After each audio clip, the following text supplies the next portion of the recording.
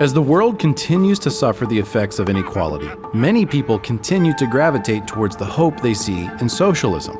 But below the surface of socialism's promise of equality, there is a design flaw in the system that makes creating equality fundamentally impossible.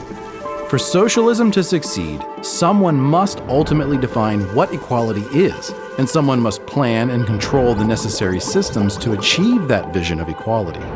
Which then leads to the question, who should decide? And because of the inherent complexity of managing an entire economy, the natural answer is the government, or the state. In turn, this creates a system in which the state must be given an immense amount of control and authority over its people. In order to establish and maintain an economy capable of distributing wealth equally to all, the government must control production, the industries and businesses that generate wealth. They must also control where each person must work and what the conditions and wages of a given job are. To maintain equality, they must tightly control every resource, down to even the most basic elements of life, from where a person may or may not live, to what private property they may or may not own, to how much food they can buy at one time. The state must also have the authority to silence or stop anyone who creates dissension, because if anyone resists, the entire plan is threatened. In effect, all of this makes the state the ultimate arbiter over people's lives. One group of people controlling another group of people.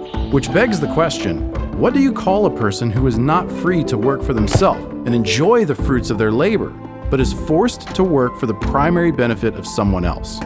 What do you call a person who is not free to come and go as they please, but is told where they must live and where they may or may not travel? What do you call a person who is not free to live their life as they see fit, but is controlled at every level by someone else? The answer is a slave. And slavery is the most severe lack of equality. There was no equality in the forced labor camps of the Soviet Union, no equality for the persecuted and oppressed minorities of Cuba, and there is no equality today in Venezuela, where thousands of starving citizens are being detained, tortured, and even killed by the state. The fundamental design flaw of socialism is that regardless of motivation or intent, its quest for equality has always resulted in slavery.